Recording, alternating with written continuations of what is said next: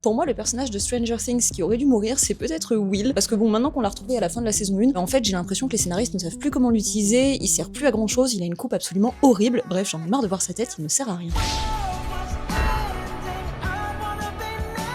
D'après moi, le personnage de Stranger Things qui aurait dû mourir, c'est Jim Hopper, qui est joué par David Harbour. J'ai globalement assez peu de souvenirs de la série en règle générale, mais par contre, la mort de Jim, ou en tout cas ce qu'on pense être la mort de Jim à la fin de la saison 3, c'était quand même un moment que je trouvais grave et beau, mais évidemment c'est déjoué dès le début de la saison suivante, donc c'était encore une fois sans intérêt. Alors j'aime beaucoup le personnage, j'aime beaucoup l'actrice Sadie Sink, mais je pense que la mort de Max dans la saison 4 de Stranger Things aurait vraiment bien marché. Il y a cette scène mémorable où elle échappe à Vecna sur la musique de Kate Bush qui est très connue, et la scène marche très bien, on s'en souvient tous, mais je me suis dit à l'époque que si elle avait été tuée à ce moment-là, ça aurait vraiment permis d'augmenter les enjeux, de faire de Vecna une menace encore plus puissante, ça aurait été un énorme coup dans la gueule des personnages, et donc il y a une petite part de moi qui se demande si ça n'aurait pas été une meilleure idée pour structurer la saison 4 et donc la dernière partie de la série.